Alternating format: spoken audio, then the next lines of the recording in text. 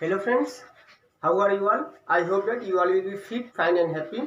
Now I am going to discuss about microorganisms, friends and foe. So let us start microorganisms, friends and foe. What is microorganisms? Where do they live? Microorganisms क्या होते हैं? वे कहाँ रहते हैं? What is the relation of microorganisms to us? Microorganisms का हमसे क्या relation है? Means how do they influence human being? What is the use of microorganisms to human beings? How do they harmful for the human beings? वो हमारे लिए किस प्रकार से हार्मफुल होते हैं, किस प्रकार से हमारे लिए यूजफुल होते हैं? These all things we have to study in this chapter. So let us start microorganisms, friends and foe. What are microorganisms? Microorganisms is made up of the two words. Micro means teeny, too small, सूक्ष्म, बहुत छोटे, and organisms means जीव, means the teeny organisms that are present around us, means that cannot be seen by the naked eyes. That one is called the microorganisms. From here we can define microorganisms as microorganisms are too small and are not visible to the unaided eyes. Microorganisms ऐसे सूक्ष्म जीव होते हैं जिनको हम बिना किसी उपकरण की सहायता से नहीं देख सकते हैं. Means they are too small, means they can be seen only with the help of an instrument. That one is called the microscope. Means with the help of the microscope they can be seen easily. So they are also called the microscopic. Now we will discuss about where do they live. Microorganisms live in different varieties, in different habitats. Means they can live in water, they can live on lands, and they can live on the air. Means a different habitats are there where they can live. ऐसा कहा जाता है they can be found everywhere except the fire. वो सभी जगह पाए जा सकते हैं आग को छोड़ करके. Means they are same like the God. ईश्वर की तरह होते हैं. ईश्वर के बारे में कहा जाता है he is omniscient, omnipotent and omnipresent. वो सर्वशक्तिमान है, सभी जगह पाए जाते हैं. तो उसी प्रकार से माइक्रो ऑर्गेनिजम्स भी होते हैं, ये सभी जगह पाए जाते हैं. They are found everywhere except the fire. आग को छोड़ करके सभी जगह ये पाए जाते हैं. Means they can be found in the hot climate near about 70 to 80 degree Celsius पे भी इनको देखा गया है. और they can found in the cold climate too. ये इनको आइस पर भी, जो बर्फ होते हैं वहां पर भी माइक्रो ऑर्गेनिजम्स को ग्रो करते हुए देखा गया है. They may be found in the marshy lands. जो मार्ची लैंड्स होते हैं वहां पे भी पाए जा सकते हैं.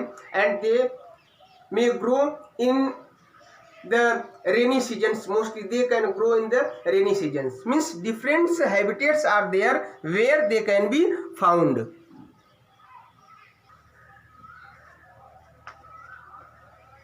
If we discuss about the categorization of microorganisms, they are categorized into different types. कुछ माइक्रोऑर्गेनिजम्स की बात क्या करें, जितने भी लिविंग ऑर्गेनिजम्स होते हैं उन सभी लोगों को कुछ डिफरेंट पार्ट्स में डिवाइड किया गया. पहले के कुछ साइंटिस्ट थे जैसे कि R.H. विटेकर ने, इन्होंने जो अपना क्लासिफिकेशन दिया, जितने भी लिविंग ऑर्गेनिजम्स थे उनको 5 ग्रुप में डिवाइड किया. 5 ग्रुप में उसमें जो पहला था वो था मोनेरा में जितने भी बैक्टीरिया जाते थे उसको उन्होंने डिवाइड रखा. और इसके बाद जो दूसरे थे वो थे प्रोटोजोअन्स के बाद उन्होंने रखा फंगस, फंजाई के बाद प्लांटी और एनिमेलिया. तो इसमें जो फर्स्ट 3 थे, मीन्स फर्स्ट 3 और 4 थे, उसमें इन्होंने कुछ बेसिस पे मीन्स माइक्रो ऑर्गेनिजम्स को रखा. इसमें किस बेस पे इन्होंने माइक्रो ऑर्गेनिजम्स को डिवाइड किया, वो था द मोड ऑफ न्यूट्रिशन, उनके न्यूट्रिशन के आधार पे, एंड देयर बॉडी ऑर्गेनाइजेशन, उसके बॉडी ऑर्गेनाइजेशन के आधार पे, और उसका सेल स्ट्रक्चर के आधार पे, मीन्स सेल स्ट्रक्चर वो प्रोकैरियोटिक है कि यूकैरियोटिक है, बॉडी ऑर्गेनाइजेशन मीन्स वो यूनिसेलुलर है कि मल्टीसेलुलर है। On this basis they classified into different categories. तो उन्होंने बैक्टीरिया को और फंगस को और एल्गी को, मीन्स जो थैलोफाइटा होते हैं उसको, और इसके बाद वायरसेस को उन्होंने नहीं रखा था, क्योंकि वायरसेस जो होते हैं they are the link between living and non living. वो जब तक नॉन लिविंग चीज़ों के साथ रहते हैं, जैसे एयर, वाटर, सॉइल, तो they are said to be the non livings. When they comes in under living beings, जब वो लिविंग बींग्स के साथ रहते हैं, they multiply its cell as a machinery to replicate, अपने आप की संख्या बढ़ाने के लिए उसी सेल से वो अपनी संख्या को बढ़ाते हैं। तो इस प्रकार से अगर हम देखें यहाँ से तो कुछ फिगर दिए गए हैं, जैसे कि ये स्पाइरल शेप्ड बैक्टीरिया है, and this one is the rod shaped bacteria, and this one is the Chlamydomonas. Chlamydomonas is an alga which are freely occurs, ये फ्री फॉर्म पे रहते हैं, mostly found in the water, and these are the Spirogyra. This one is also a type of the alga, ये भी एक प्रकार का alga होता है। यूलोथ्रिक्स होते हैं, ओडोगोनियम होते हैं, ये सब एक प्रकार की एल्गी होते हैं। Means algae means that can make their on food, ये बहुत ही छोटे होते हैं लेकिन इनमें ये एबिलिटी होती है कि ये अपना भोजन बना लेते हैं। Now we are going to discuss about some protozoans. कुछ प्रोटोजोअन्स होते हैं, प्रोटोजोअन्स में जैसे ये अमीबा हो गया, अमीबा है द इरेगुलर शेप, ये इरेगुलर शेप होते हैं, and they are mostly found in the water, and they are unicellular. ये कैसे होते हैं? Unicellular. And this is the paramecium. Paramecium is also found in the water, and they have the cilia around them that help them in movements. So these are the unicellular organisms. Now we are going some another microorganisms such as the fungus. These are the fungus. Fungus की अगर हम बात करें, अगर आप किसी fungus देखना चाहते हैं तो आप क्या करिए कि ब्रेड ले लीजिए, ब्रेड को भिगो दीजिए, भिगोने के बाद उसको डार्क प्लेस पे कम से कम 1 सप्ताह के लिए रख दीजिए। अब 1 सप्ताह के बाद आप उसको मैग्नीफाइंग ग्लास के थ्रू जब आप उसको ऑब्जर्व करेंगे तो आप देखेंगे कि उस पर कुछ ग्रेइश कलर का या ब्राउन कलर का स्ट्रक्चर आपको अपीयर दिखाई पड़ेगा। उसको आप जब ध्यान से ऑब्जर्व करेंगे मैग्नीफाइंग ग्लास के थ्रू या तो माइक्रोस्कोप के थ्रू, तो उसमें सब फंगस रहते हैं। Means that one is the fungus, means वो ब्रेड मोल्ड हो सकते हैं। तो this is the structure of bread mould, means a type of the fungus, and this is the penicillium. ये पेनिसिलियम होता है। Penicillium the first penicillin antibiotics was discovered by Alexander Fleming. Alexander Fleming के द्वारा discover किया गया। ये Penicillium के through उन्होंने डिस्कवर किया। इसके बाद कुछ वायरसेस का आप प्रकोप देख रहे हैं। डिफरेंट टाइप्स के वायरसेस होते हैं, जैसे कि अभी इस समय जो चल रहा है वो कोविड-19, ये और कुछ वायरसेस होते हैं वो किसी न किसी प्रकार से ह्यूमन बीइंग को प्रभावित करते हैं, जैसे जापानीज इंसेफ्लाइटिस, एड्स, ये कुछ बीमारियां हैं जो कि किसी न किसी प्रकार से ह्यूमन बीइंग को प्रभावित करते हैं। तो ये सब डिजीजेस ये सब वायरसेस के थ्रू होते हैं। तो दीज आर द वायरसेस। तो डिफरेंट टाइप्स के माइक्रो ऑर्गेनिजम्स होते हैं, उनको हम डिफरेंट कैटेगरीज में कैटेगराइज कर सकते हैं। Such as they can be categorise into the protozoans. Protozoa में इनको कैटेगराइज किया जा सकता है, एल्गी में कैटेगराइज किया जा सकता है, फंगस में, बैक्टीरिया में और वायरसेस में। वायरसेस जो होते हैं इनको लिविंग तथा नॉन लिविंग के बीच की कड़ी माना जाता है, because when they live along with the non-living things such as air, water and soil, they are said to be the non-livings, and when they are living along with the plants and animals, means living organisms, they are said to be the livings, means they use its cell as machinery to replicate. ये cell machinery का इस्तेमाल करते हैं अपनी संख्या को बढ़ाने के लिए। Microorganisms play a very significant role in our lives. Directly or indirectly, they influence our lives. So, how can they influence our lives. Let us study about this one. Means they can directly or indirectly influence us. Means they may be useful as well as harmful too. ये हमारे लिए उपयोगी भी हो सकते हैं और हानिकारक भी हो सकते हैं. तो let us see about the useful microorganisms. Useful microorganisms mean that are beneficial for us, जो हमारे लिए लाभदायक हो, उसके बारे में देखते हैं. तो देखते हैं ऐसा कौन सा माइक्रो ऑर्गेनिजम्स होता है जो हमारे लिए बेनिफिशियल होता है. Means the first one is the making curd and breads. Making curd and breads. Dear students, you have listen about the curd. Curd के बारे में आप लोगों ने सुना होगा. दही मीन्स जो दूध होता है, दूध दही में कैसे कन्वर्ट होता है. This one is due to the presence of the microorganisms. A bacterium named lactobacillus. एक बैक्टीरिया होता है जिसका नाम होता है लैक्टोबैसिलस. दिस लैक्टोबैसिलस, ये जो लैक्टोबैसिलस होता है, ये बैक्टीरियम क्या करता है, जो दूध होता है, दूध को दही में कन्वर्ट करने में हेल्प करता है. आप लोगों ने ये भी देखा होगा कि कभी कभार जो डो होते हैं, जो आटे होते हैं, आटे में कभी कभार ऐसा होता है कि ईस्ट पाउडर मिलाया जाता है. जब ईस्ट पाउडर मिलाया जाता है, ईस्ट इज एंड फंगस, ये एक प्रकार का फंगस होता है. ये ईस्ट को जब मिलाया जाता है तो ईस्ट को मिलाने के बाद वो एनारोबिकली रेस्पायर करने लगते हैं. ये ईस्ट एनारोबिकली रेस्पायर करने लगते हैं, जिसकी वजह से जो डो होता है, means they produces the carbon dioxide. Carbon dioxide production की वजह से जो डो होता है वो अपने आप फूलने लगता है. तो ये this is the effect of the microorganisms that play a very significant role in our life. Now we are going to discuss about the medicinal use of the microorganisms. Commercial use of microorganisms. Commercial use of microorganisms. This is the second point that are used for making wine. इसका wine बनाने में, और जो alcohol होते हैं उसको बनाने में, और जो कुछ ऐसे इंडस्ट्रीज होते हैं उसको बनाने में इस्तेमाल किया जाता है. Means mostly some organisms such as the yeast. जो ईस्ट होता है, ईस्ट का प्रोडक्शन किया जाता है for the production of the alcohol. Alcohol को और वाइन को बनाने के लिए ईस्ट का ज़्यादा से ज़्यादा नेचुरली इसको ग्रो कराया जाता है. एलॉन्ग विद द जो वीट होते हैं, जो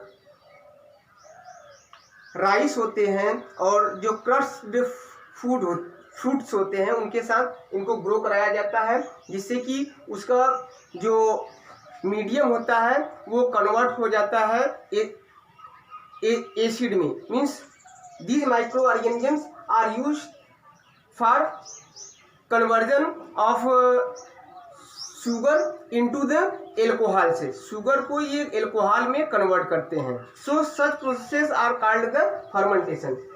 fermentation, what is fermentation? The process of conversion of sugar into alcohol.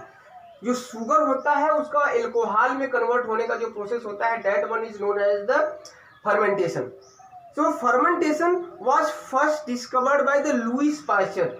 Fermentation का जो डिस्कवरी किया गया वो सबसे पहले लुईस पास्चर के द्वारा डिस्कवर किया गया इन 1857 में इसका डिस्कवरी किया गया. कुछ और भी माइक्रो ऑर्गेनिजम्स हैं जिसका इस्तेमाल एल्कोहल के प्रोडक्शन में किया जाता है, जैसे कि सैक्रोमाइसेस. जो सैक्रोमाइसेस होते हैं, they rapidly increase their numbers and multiply to make the medium acidic. जैसे शुगर केन है, शुगर केन का जो रस होता है, गन्ने का रस अगर आप ले लीजिए और उसको एक मटके में रख दीजिए, तो कुछ दिनों के लिए आप उसको रख देंगे, 1 सप्ताह के लिए, 2 सप्ताह के लिए, तो अपने आप जो होगा उसका जो मीडियम होगा वो कन्वर्ट हो जाएगा एल्कोहल में. मीन्स उसका जो टेस्ट होता है वो सोर हो जाता है. इसका मतलब वो कन्वर्ट हो गया एल्कोहल में. So this yeast and Saccharomyces and some other microorganisms grown for the commercial use. for the production of the alcohol as well as the wine. The next useful microorganisms is that is used in the medicine, means medicinal use of microorganisms. So let us see how the microorganisms play a significant role in the medical science. When you fall ill, sometimes doctors came to you and give some antibiotics injections and soon you get prepared, आप जल्दी ही ठीक हो जाते हैं. तो इसमें जो antibiotics होते हैं, means what are antibiotics, let us see about this one.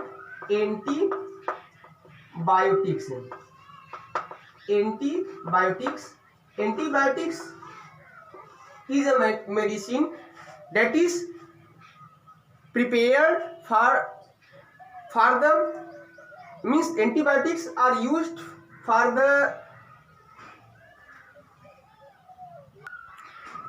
killing the bacteria. Means antibiotics are such substances which are used for, means inhibits the growth of the microorganisms. या तो ये microorganisms जो growth होता है उसको कम कर देते हैं, और दे kills them, या तो उसको वो मार देते हैं. So antibiotics are used for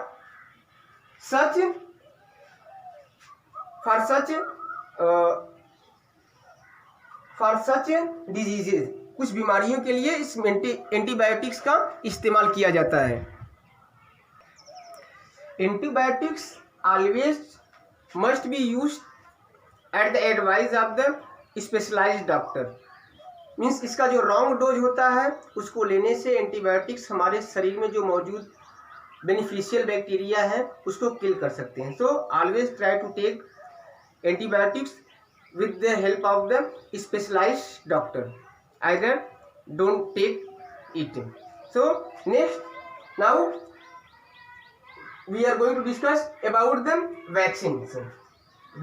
Dear students, आप लोगों ने देखा होगा जो बच्चे होते हैं, जो इन्फेंट्स होते हैं, जो छोटे छोटे शिशु होते हैं, बच्चे होते हैं, उनको जो वैक्सीन दिया जाता है, उनका वैक्सीनेशन किया जाता है. सो हाउ, वाई, उनको क्यों वैक्सीन दिया जाता है, let us see about this one. Vaccine देने का जो दिया जाता है वो इसलिए दिया जाता है कि वो उनको जो डिजीज़ है, पर्टिकुलर डिजीज मीन्स कुछ बीमारियों से उसकी वो सुरक्षा करता है. मीन्स हाउ इट वर्क्स, ये वैक्सीन किस प्रकार से कार्य करता है, let us see about this one. Means when any microbes enters in our bodies secrete a special substance, that one is called the antibodies. हमारा एक बॉडी एक स्पेशल टाइप का सब्सटेंस, केमिकल सब्सटेंस सिक्रीट करता है जिसका नाम होता है एंटीबॉडीज. ये एंटीबॉडीज सबसे पहले क्या करता है, they try to fight with the microbes. ये एंटीबॉडीज क्या करते हैं, जो हमारे शरीर से निकलते हैं, ये जो माइक्रोब्स होता है उससे सबसे पहले लड़ने का प्रयास करते हैं. मीन्स ये एंटीबॉडीज फिर अगर, मीन्स इसी प्रकार से जो हमारा वैक्सीन होता है वो कार्य करता है. तो इसके लिए क्या किया जाता है कि जो लेस इफेक्टिव माइक्रोब्स होते हैं या उस प्रकार के केमिकल्स को हमारे बॉडी में इंजेक्ट किया जाता है, इंसर्ट किया जाता है, तो हमारा बॉडी उससे लड़ने के लिए तैयार हो जाता है. Means when another times such type of microbes when enters in our body, then our bodies secrete the antibodies that helps to fight against that microbes. उस माइक्रोब्स के प्रति वो फाइट कर सकता है, पहले से ज़्यादा इफेक्टिव ढंग से, पहले से और ज़्यादा शक्तिशाली ढंग से उस माइक्रोब्स को वो किल कर सकता है. इस प्रकार से वैक्सीनेशन किया जाता है. वैक्सीनेशन हमारे यहाँ बहुत सी चीज़ों का किया जाता है, जैसे टीबी का वैक्सीनेशन किया जाता है, पोलियो का, टिटनेस और ऐसे बहुत सी बीमारियां हैं जिसका वैक्सीनेशन किया जाता है. डिप्थीरिया होता है. तो ये सब चीज़ों का जो वैक्सीनेशन के थ्रू हमारे बॉडी में कुछ स्पेशल टाइप के केमिकल्स या आप कह लीजिए मेडिसिन को इंजेक्ट पहले से ही कर दिया जाता है, और जब नेक्स्ट टाइम मीन्स कभी भी हमारे फ्यूचर में जब कोई माइक्रोब्स हमारे ऊपर अटैक करता है तो हमारा बॉडी पहले से और शक्तिशाली ढंग से तैयार रहता है उससे लड़ने के लिए, और हम उस बीमारी से, हम उस माइक्रोब्स के अफेक्ट से दूर रहते हैं और हमको वो बीमारी नहीं हो पाता मीन्स। और अगर हम देखें तो सबसे पहले जो वैक्सीनेशन था मीन्स, जो वैक्सीनेशन किस प्रकार से कार्य करता है, सबसे पहले वैक्सीनेशन की जो खोज की थी वो एडवर्ड जीनर, एक साइंटिस्ट थे एडवर्ड जीनर ने, इन्होंने सबसे पहले वैक्सीनेशन की खोज की। जो वैक्सीनेशन की इन्होंने खोज की थी सबसे पहले वो 1798 में अगेंस्ट द स्मॉल पॉक्स। इन्होंने स्मॉल पॉक्स के लिए सबसे पहले वैक्सीनेशन किया था मीन्स वो सक्सेस हुए थे 1798 में। So now we will discuss about the increasing soil fertility. Increasing soil fertility, मिट्टी की उर्वरा शक्ति बढ़ाने के लिए how the microbes works. Increasing soil fertility, मिट्टी की उर्वरा शक्ति बढ़ाने के लिए some micro organisms such as some bacteria such as the blue green algae,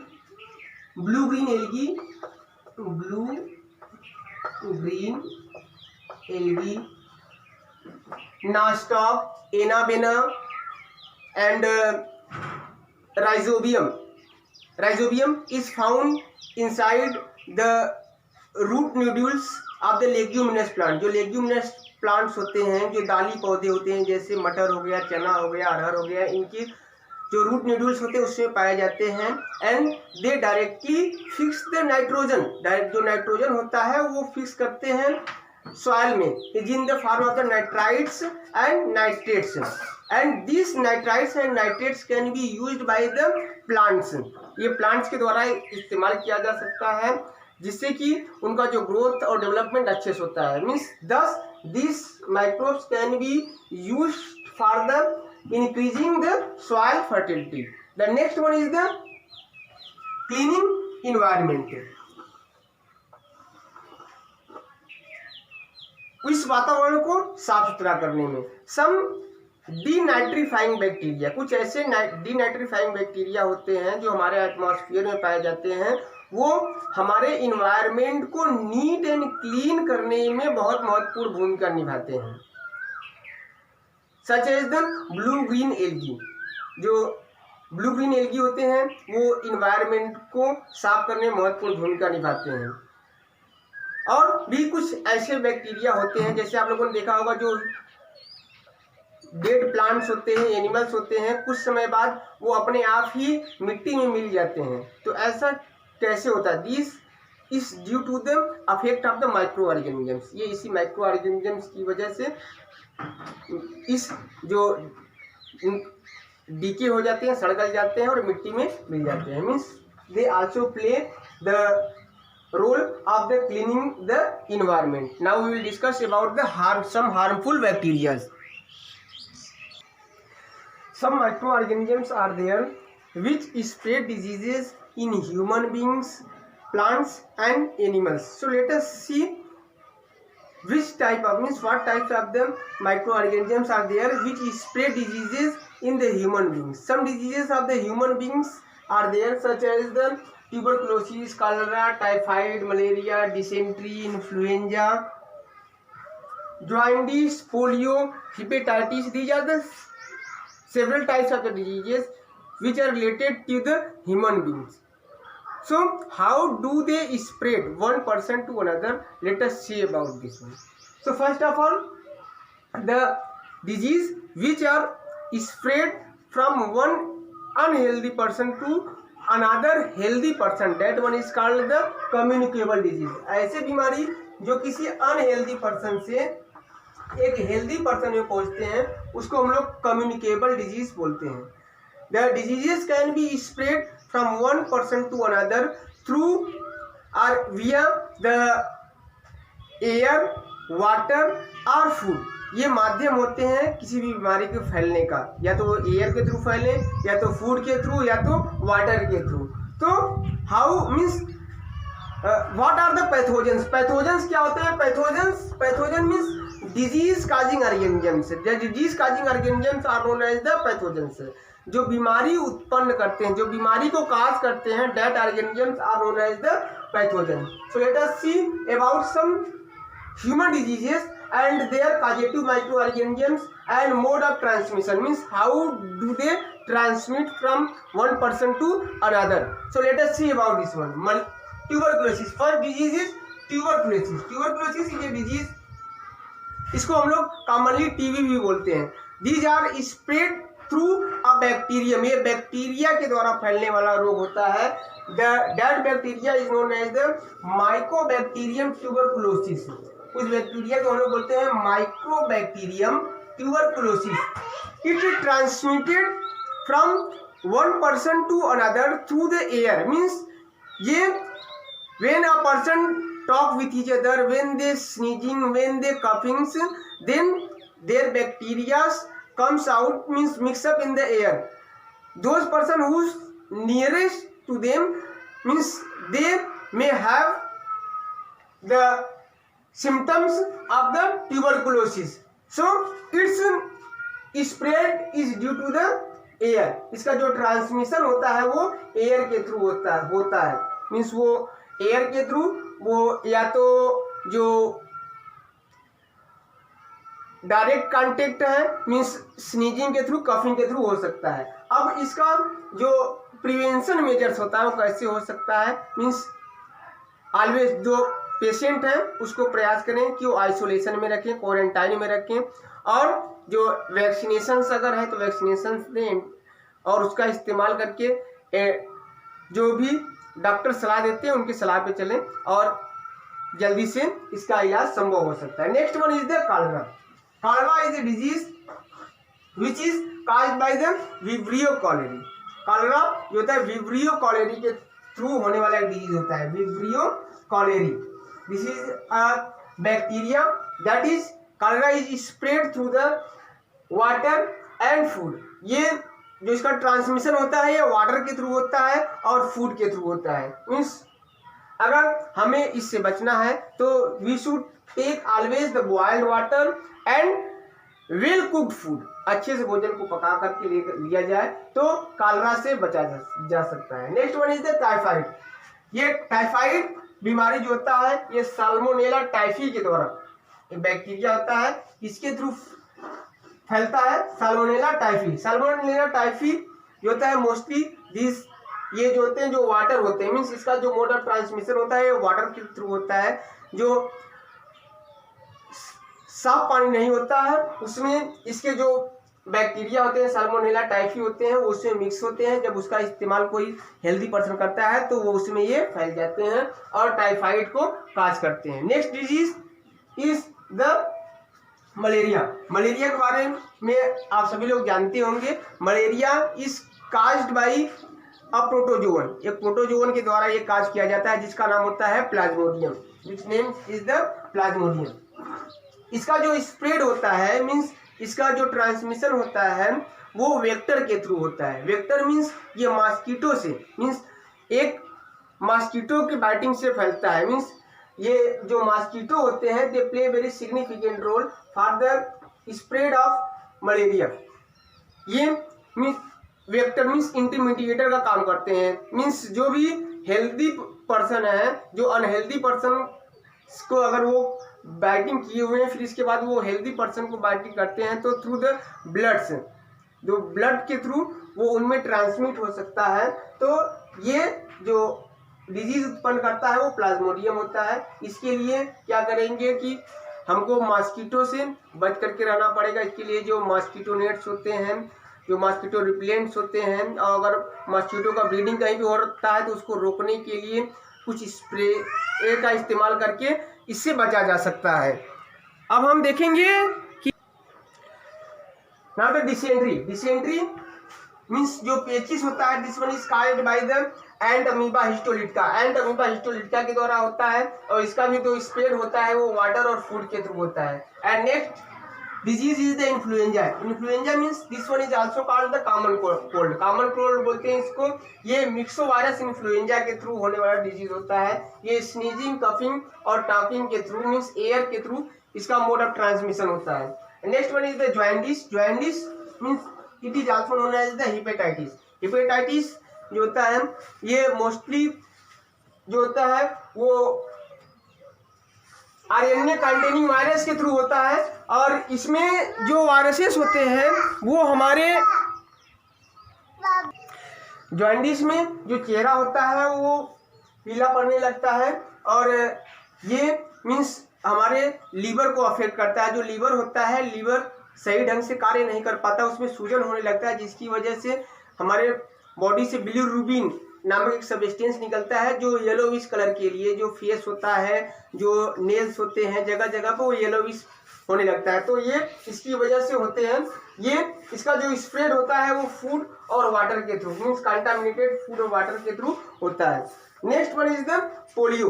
polio आप सभी लोग इसके बारे में सुने होंगे. Polio is spread. Polio is a disease which affect our nervous system. ये नर्वस सिस्टम को अफेक्ट करता है. इसमें क्या होता है कि जो पर्सन होते हैं वो हैंडीकैप्ड हो जाते हैं. इसका जो डिजीज होता है वो पोलियो वायरस के थ्रू फैलता है. पोलियो वायरस का ट्रांसमिशन जो होता है वो डायरेक्ट कांटेक्ट से के थ्रू हो सकता है, डर्टी हैंड्स के थ्रू, कंटामिनेटेड फूड के थ्रू, फ्लाइज के थ्रू, या तो जो ओरल फीको ओरल रूट के थ्रू हो सकता है. फीको ओरल रूट मीन्स जो कंटामिनेटेड वेस्ट मटेरियल है उसमें जो पोलियो वायरस है अगर उसमें मिले उसका वो चीज़ का इस्तेमाल करने से वो वाटर में या तो फूड में उसका अगर इस्तेमाल किया जाता है तो पोलियो फैल सकता है. इसमें क्या होता है मोस्टली ये जो छोटे बच्चे होते हैं लगभग 3 से 6 साल तक के बच्चे उसमें ये ज़्यादा समस्या शिकायत देखने को मिलती है. तो ये डिफरेंट टाइप के डिजीजेज हैं जो कि एक ये ह्यूमन बीइंग को किसी न किसी प्रकार से प्रभावित करते हैं. तो these are the harmful microorganisms that can affect the human beings. Some microorganisms are also which can affect the animals as well as the plants. So let us discuss about some microorganisms such as the citrus canker that are found in the citrus fruits. जो citrus fruits होते हैं like the orange, lemon, उसमें आप लोग कभी कभार देखते होंगे कि स्पॉटेड स्ट्रक्चर होता है मीन्स ब्लैक स्पॉटेड स्ट्रक्चर होता है. तो वो बैक्टीरिया के थ्रू काज होता है. इसका जो ट्रांसमिशन होता है वो एयर के थ्रू होता है. Rust of wheat and rust of rice, ये कुछ फंगस के थ्रू फैलने वाले बीमारियां होती हैं जो कि कुछ वीट में फैलते हैं, जो गेहूं की फसल होते हैं उसमें फैलते हैं. इसमें जो उसका जो बार्ली होता है वो ब्लैक कलर का होने लगता है. और इसके बाद कुछ बीमारियां हैं जैसे कि yellow vein of mosaic of windy, जिसको ओकरा बोलते हैं. ये मोस्टली फैलता है जो वायरसेस के थ्रू होते हैं. ये वायरसेस के थ्रू होते हैं और इसका जो ट्रांसमिशन होता है वो इंसेक्ट के थ्रू होता है. ये भिंडी में जो होते हैं खास करके इसका जो भिंडी का जो पत्ते होते हैं वो येलो कलर में चेंज होने लगते हैं. तो these are the several types of the microorganism that can influence the living organism means human being as well as the plants and the animals directly और indirectly means they affect these organisms directly or indirectly. Thank you.